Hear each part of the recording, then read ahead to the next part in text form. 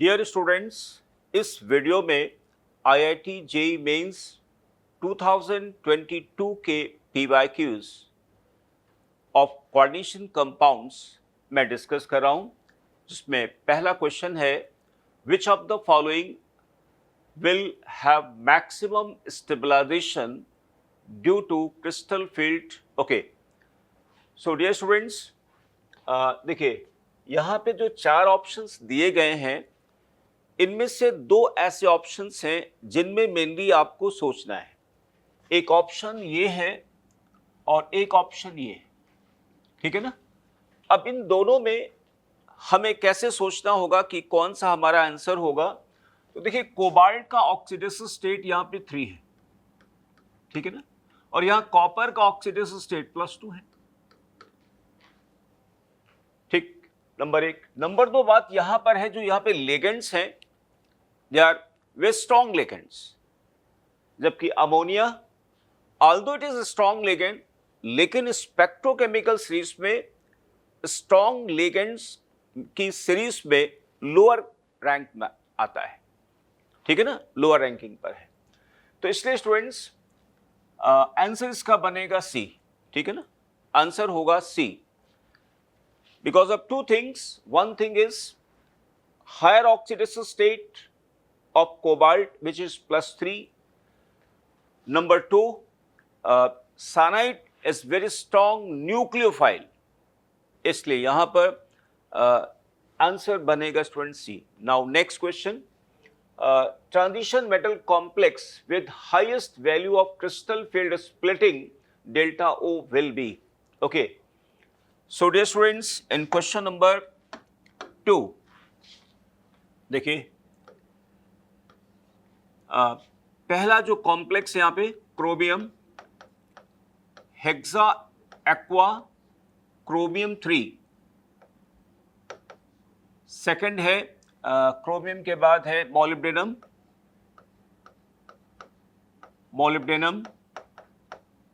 H2 whole 6 3+, and next one is Fe H2O whole 6 3+, iron, then ruthenium H2O whole 6 3+, and then osmium H2O whole 6 and 3+. Okay. So dear students, in a group of D block metals for fixed oxidation state, given ligand and fixed coordination number, as we move down, Z effective बढ़ने के कारण complex species की stability बढ़ती है, यानी delta O का magnitude क्या होगा, बढ़ेगा। So it is very obvious students, इस ऑस्मियम वाले इन तीनों में ऑस्मियम वाले कॉम्प्लेक्स का डेल्टा ओ सब ज्यादा होगा देन रुथेनियम कॉम्प्लेक्स वाले का, देन Rn3 कॉम्प्लेक्स। ऐसे स्टूडेंट्स यहां पर इस मोलिब्डेनम एक्वा कॉम्प्लेक्स का डेल्टा ओ ज्यादा होगा देन क्रोमियम, लेकिन यहां पर हमें मेन कंपैरिजन स्टूडेंट करना होगा इसके बीच और इसके बीच, ठीक है ना। So actually this osmium lies in the what third transition series, obviously Z effective will B high, और यहां पर डेल्टा O का मैग्नीट्यूड ज्यादा होगा। आपको और बता दें, इसका हाई Z इफेक्टिव के पीछे रीजन स्टूडेंट यहां पर ये है कि क्रोमियम से जब मोलिब्डेनम आते हैं तो 18 प्रोटॉन्स बढ़ेंगे, जबकि Rn3 से जब ऑस्मियम आएंगे तो यहां पर 50 प्रोटॉन्स बढ़ेंगे। और जो इलेक्ट्रॉन्स आए हैं वो इलेक्ट्रॉन्स कहाँ पे गए, 3D, 4D, 5D and 4f। इन ऑर्बिटल इलेक्ट्रॉन की शील्डिंग पुअर होती है, and that is why higher Z effective will be there at the peripheral shell of osmium 3+, and that is why यहाँ पे डेल्टा O का magnitude सबसे ज्यादा होगा। तो इसलिए आंसर बनेगा स्टूडेंट डी रैली। नेक्स्ट स्टूडेंट्स,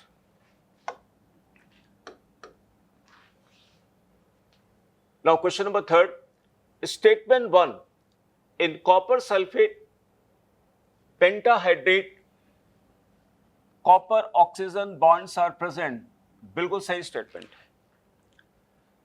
स्टूडेंट, आप सभी लोग जानते होंगे कि कॉपर सल्फेट पेंटाहाइड्रेट में इन 5 वाटर में 4 वाटर कॉपर 2 आयन को कोऑर्डिनेट करते हैं, यानी with respect to H2O molecules copper 2 का कोऑर्डिनेशन नंबर यहां पे 4 है।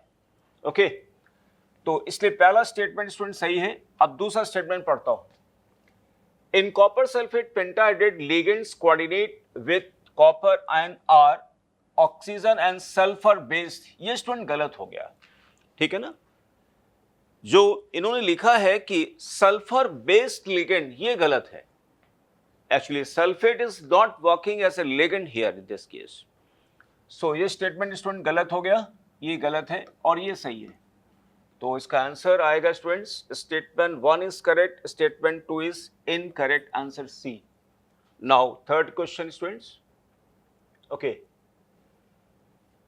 स्टेटमेंट 1,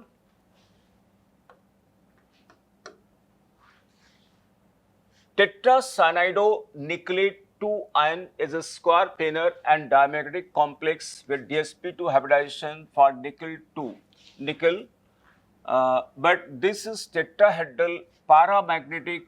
ये स्टूडेंट गलत हो गया है ना, ये गलत हो गया। मैं आपको एक्सप्लेन करता हूं। देखिए यहां पर एक कॉम्प्लेक्स है निकल NiCN होल 4 2 माइनस, और एक कॉम्प्लेक्स यहां पे निकल टेट्रा कार्बोनिल।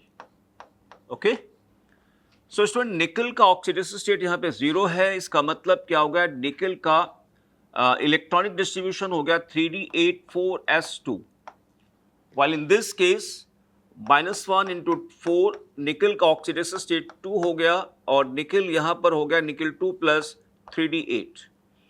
ये है SFL। SFL की प्रेजेंस में, स्ट्रॉन्ग फील्ड लिगेंड की प्रेजेंस में unpaired electrons of d orbitals of निकल 2 प्लस विल पेयर अप, और जब पेयर अप हो जाएंगे तो स्टूडेंट यहां पर क्या होगा, नंबर ऑफ अनपेयर्ड इलेक्ट्रॉन 0 आ जाएंगे, यानी यहां पर म्यू इफेक्टिव आ जाएगा 0।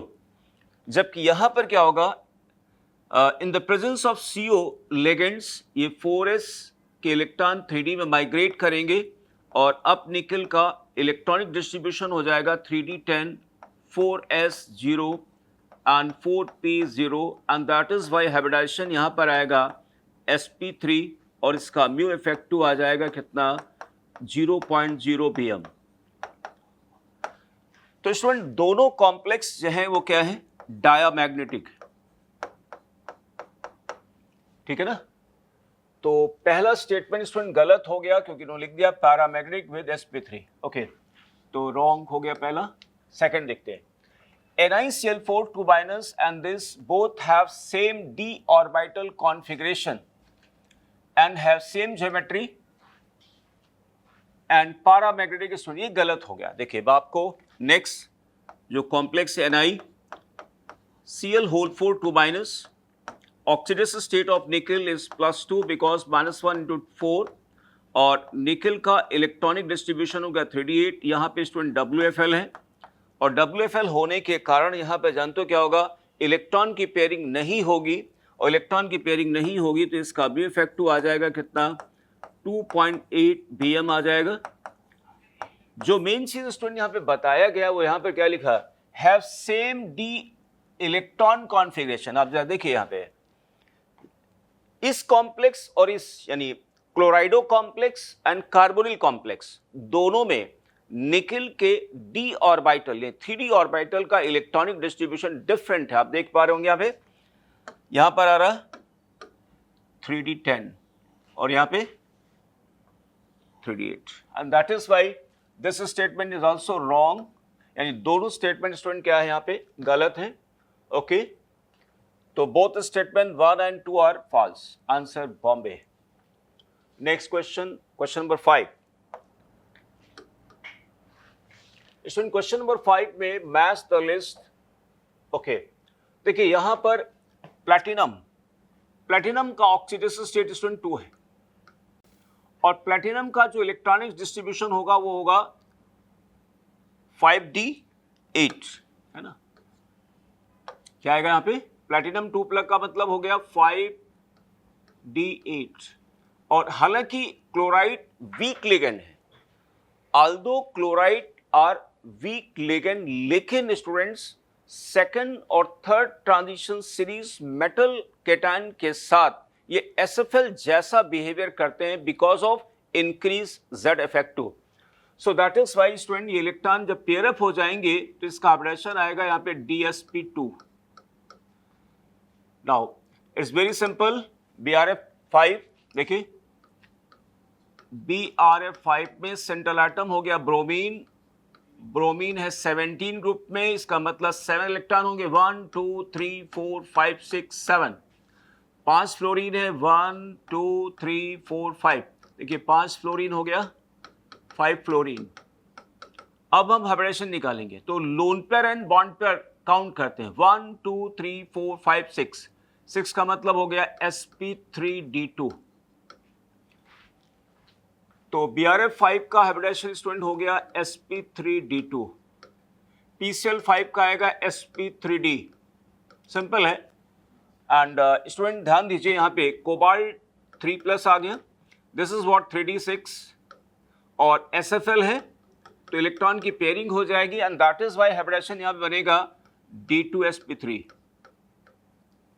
ओके, तो स्टूडेंट फर्स्ट की मैचिंग हुई थर्ड से, फर्स्ट हो गया थर्ड से, ओके फर्स्ट थर्ड एक ये जा रहा, ओके फर्स्ट एक ये जा रहा। देन सेकंड का जो मैच है sp3d2 यानी फोर्थ, सेकंड देखिए फोर्थ नहीं जा रहा, सेकंड फोर्थ ये आ गया, सही है। देन स्टूडेंट थर्ड आ रहा sp3d1, सही है, एंड फोर्थ का आएगा second d2sp3 second, okay. So answer is B, Bombay. Next question, students. The correct order of energy of absorption for the following metal complex is, okay. So students, ये तीन जो निकल के complexes दिए हैं octahedral सभी हैं, नंबर 1। नंबर 2 बात यहां पर क्या है कि जो लिगेंड, इनमें सबसे स्ट्रॉन्ग लिगेंड कौन है? ईन यानी इथाइलिन डायमीन। उससे वीकर लिगेंड कौन है? अमोनिया। और उससे वीकर लिगेंड कौन है? वाटर। तो आप सभी लोगों ने क्रिस्टल फील्ड थ्योरी में पढ़ा होगा कि for fixed metal cation and coordination number, जैसे जैसे लिगेंड स्ट्रॉन्ग होता जाएगा डेल्टा ओ का मैग्नीट्यूड बढ़ता जाएगा, बैरी सेंटर का लेवल हायर जाएगा एंड डेल्टा ओ का मैग्नीट्यूड बढ़ जाएगा, ओके। तो स्टूडेंट अगर डेल्टा ओ की बात करें यहां पर तो डेल्टा ओ सबसे ज्यादा होगा इसमें, यानी Ni in whole thrice 2+, then Ni NH3 whole 6 2+, then Ni H2O whole 6 2+, okay. अब जरा सोचिए स्टूडेंट्स, जैसे मान लिया हमने ये स्प्लिटेड डी ऑर्बिटल्स बना दिए in octahedral ligand field T2G और EG।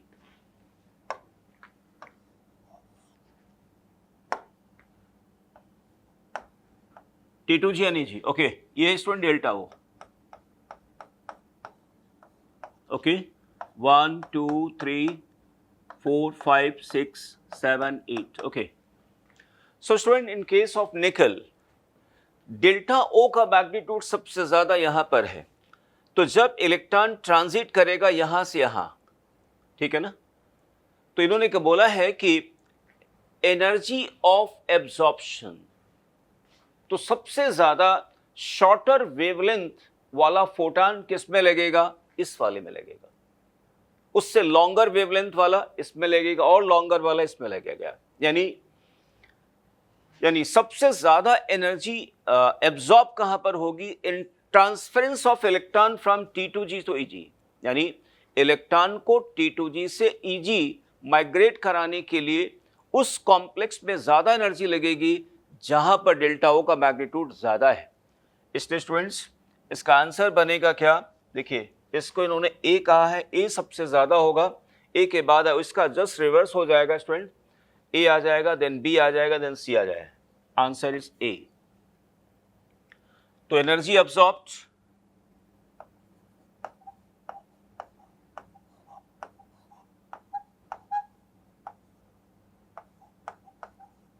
absorbed in DD transition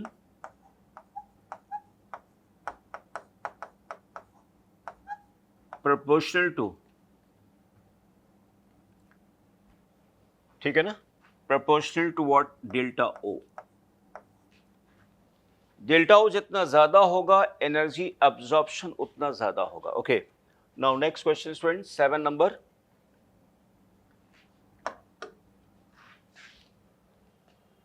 Low oxidative state of metals in their complexes are common when ligands is।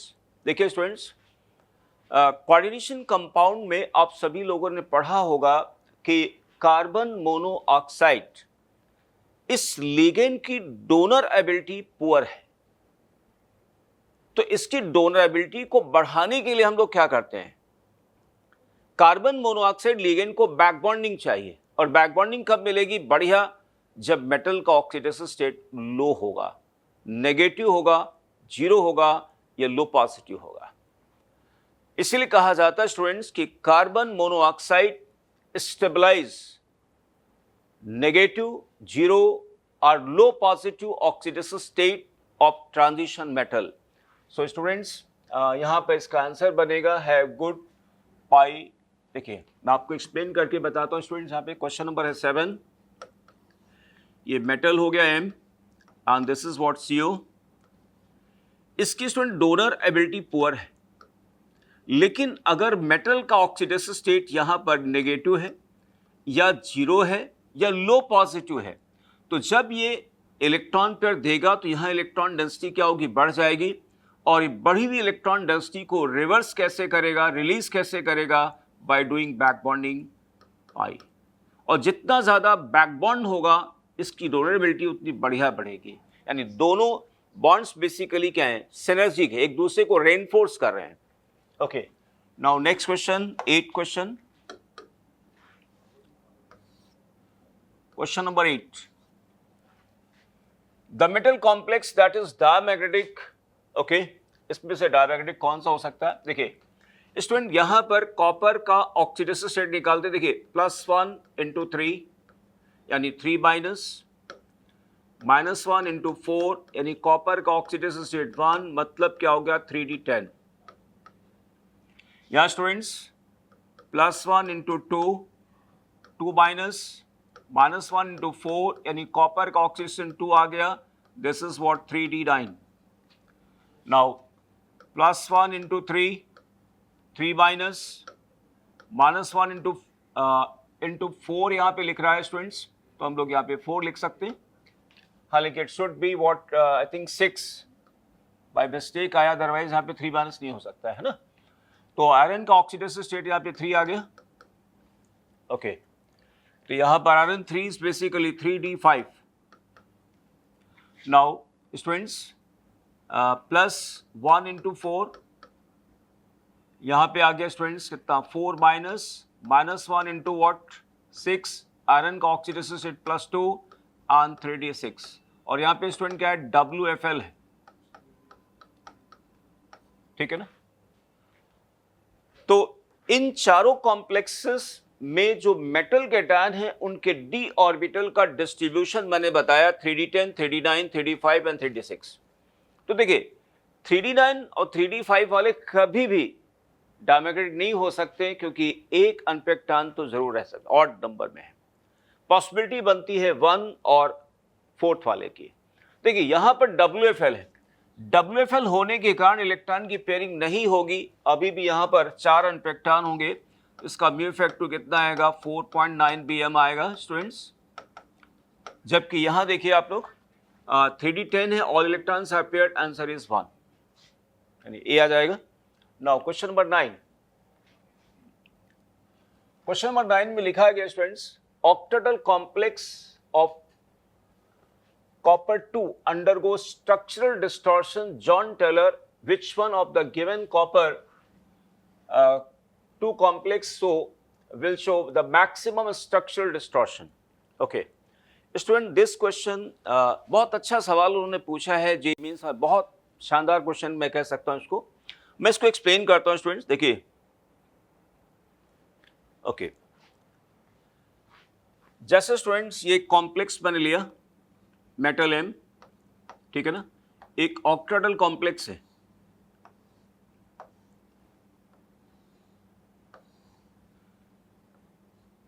ये मान लीजिए जेड एक्सिस है, X axis and Y axis, ठीक है ना। ये लेगेंड्स हो गए, लेगेंड्स, ये लिगेंड्स हो गए। ओके, सपोज के स्टूडेंट्स ये एक ऑक्टाहेड्रल कॉम्प्लेक्स है। ओके, आप सभी लोगों को मालूम होगा कि कॉम्प्लेक्सेस में डिस्टॉर्शन कैसे आता है, टेट्रागोनल एलोंगेशन एंड कंप्रेशन, ठीक है ना। एलोंगेशन कंप्रेशन क्या है मैं आपको समझाता हूं।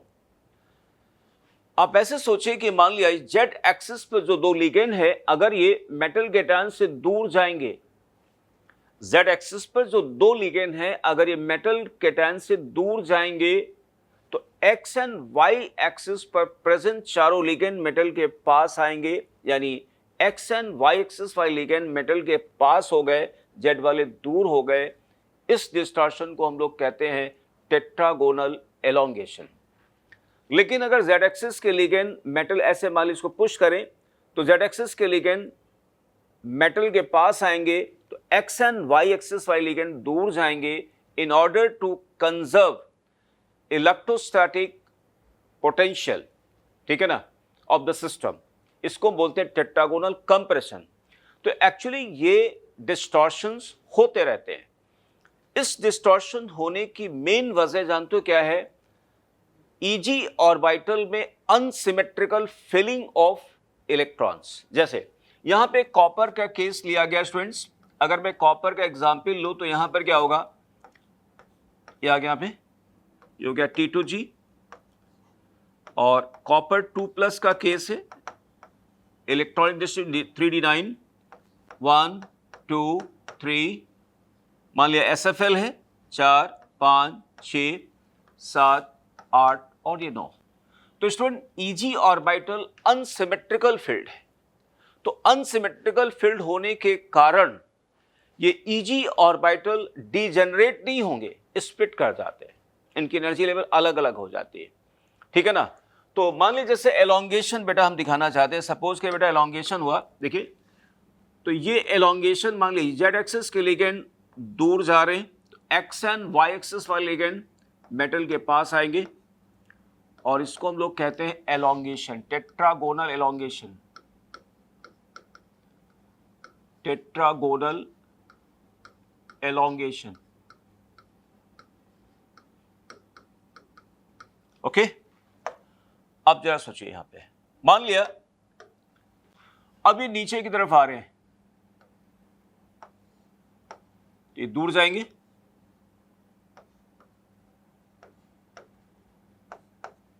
और इसको हम कहेंगे टेट्रागोनल कंप्रेशन।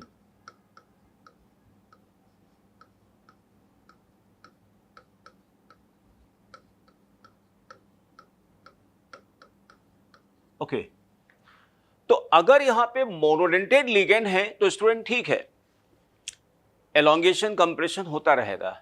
लेकिन अगर यहां पे कोई पॉलीडेंटेड लिगेंड आ गया, सपोज करिए हम पॉलीडेंटेड लिगेंड ले आते हैं, यहां पे देखिए मैं आपको बताता हूं, M 1 2 3 4 5 6, okay, Z axis, X axis, Y axis, okay.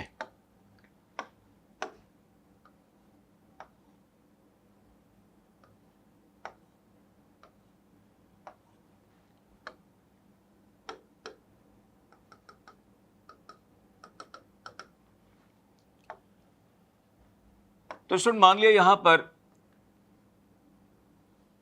Suppose करिए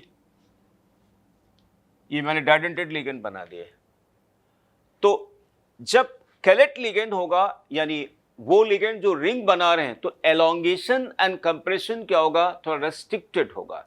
जबकि यहां पे जब मोडेंटेड लिगेंड है तो क्या होगा, लिगेंड्स आर फ्री, क्योंकि एक लिगेंड का मोशन दूसरे को ज्यादा इफेक्ट नहीं करेगा। जबकि यहां पर क्या है, they are connected to each other and that is why यहां पर एलोंगेशन एंड कंप्रेशन रेस्ट्रिक्टेड होगा। इसलिए कहा जाता है यहां जॉन टेलर, जो अभी मैंने आपको बताया ना एलोंगेशन कंप्रेशन, ये बेसिकली जॉन टेलर डिस्टॉर्शन है।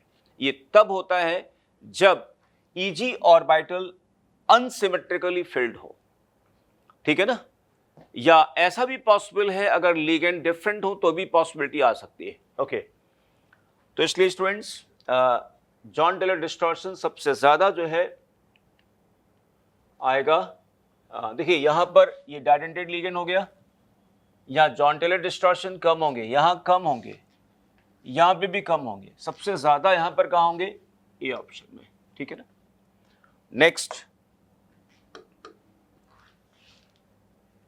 स्टूडेंट्स लिस्ट मैच करानी। देखिए निकल का ऑक्सीडेटिव स्टेट 0 है, यानी इसका निकल का कॉन्फ़िगरेशन हो गया 3d8 4s2 और 4s के इलेक्ट्रॉन 3d में माइग्रेट कर जाएंगे in the presence of CO ligand. और अब इलेक्ट्रॉनिक डिस्ट्रीब्यूशन आ गया 3d10 4s0 and 4p0, hybridisation हो गया स्टूडेंट क्या, sp3। sp3 का मतलब ये फर्स्ट से मैच कर जाएगा, ठीक है ना, ये फर्स्ट से मैच कर गया 1-1, तो 1-4 नहीं आएगा स्टूडेंट्स। ये देखिए 1-1 सोचा जा सकता है, इस पे वर्क किया जाए, 1-4 नहीं हो सकता, इसको नहीं ले सकते हैं, ये नहीं आएगा, 1-1 हम ऑप्शन में रखेंगे। नेक्स्ट NiCN ओके होल 4, तो यहाँ पे स्टूडेंट निकल का ऑक्सीडेशन +2 आ गया, so this is what 3d8। Electrons student क्या होंगे, SFL की प्रेजेंस में पेयर अप कर जाएंगे, और जब पेयर अप कर जाएंगे तो यहाँ पर क्या होगा, हाइब्रिडेशन आएगा DsP2।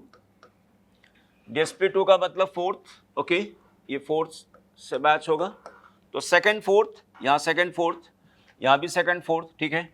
Now third one student, cobalt का ऑक्सीडेटिव स्टेट यहाँ पे 3 है, मतलब हो गया 3d6, ठीक है ना, 3d6 में, और यहाँ पर SFL है, SFL के प्रेजेंस में अनपेक्टान पेयर अप कर जाएंगे तो यहाँ हाइब्रिडेशन आएगा D2sp3, तो यानी ये हो गया थर्ड स्टूडेंट्स, 3 का थर्ड, 3 का देखो सेकंड आ गया, नहीं आएगा, 3 का थर्ड ये जा रहा, सही आ रहा। Now fourth one students, iron cobalt का ऑक्सीडेशन +3 यानी 3d6, यहां पर WFL है, WFL की प्रेजेंस में अनपेक्टान पेयर अप नहीं करेंगे and that is why hybridization बनेगा sp3d2, और sp3d2 स्टूडेंट आएगा second, okay, so it's answer is B Bombay, okay.